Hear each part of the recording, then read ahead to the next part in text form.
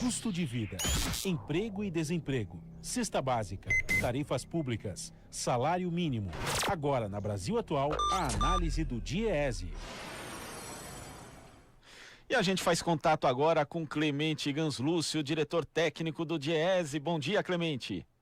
Bom dia, Glauco. Bom dia, ouvintes. Hoje em São Paulo mesmo. Hoje em São Paulo. Mas aí, durante a semana, aí começa a rotina de viagens de novo. Exatamente, daqui a pouco já vou para Florianópolis. Que maravilha.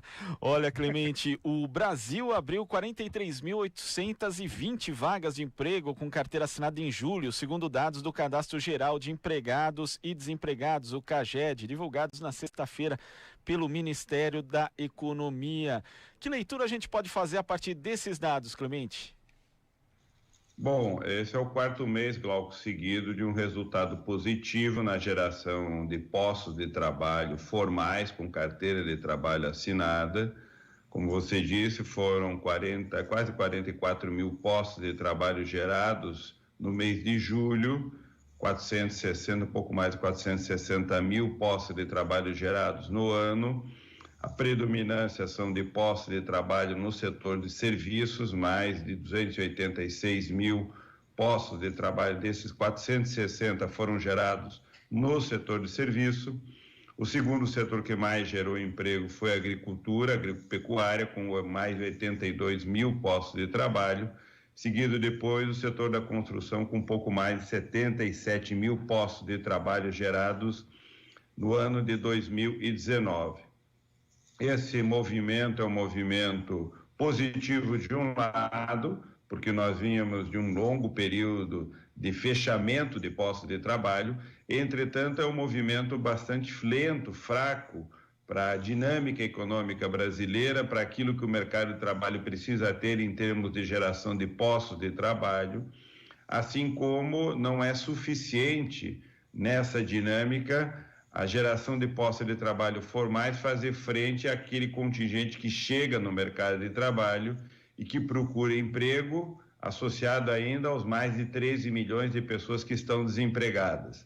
Só para termos uma ideia, só para nós repormos nesta dinâmica atual os postos de trabalho fechados nos últimos anos, seriam mais de 6 anos nessa dinâmica para repor os 3 milhões de postos de trabalho formais fechados nos últimos anos no Brasil. Se nós quiséssemos repor o contingente de 13 milhões de pessoas desempregadas no mercado de trabalho, são mais de 13 anos, 14 anos nessa dinâmica atual para que nós tivéssemos os postos de trabalho repostos na dinâmica presente, ou mais de 20 anos, para recolocar os 13 milhões de pessoas ocupadas no mercado de trabalho formal. Portanto, para nós termos noção de que esta dinâmica presente, ela, apesar de positiva, está muito longe do mínimo que o Brasil precisa em termos de geração de postos de trabalho, para recolocar a força de trabalho que está desempregada e colocar no mercado de trabalho, portanto, em um posto de trabalho formal, o contingente de pessoas que chega procurando o primeiro emprego, procurando um posto de trabalho.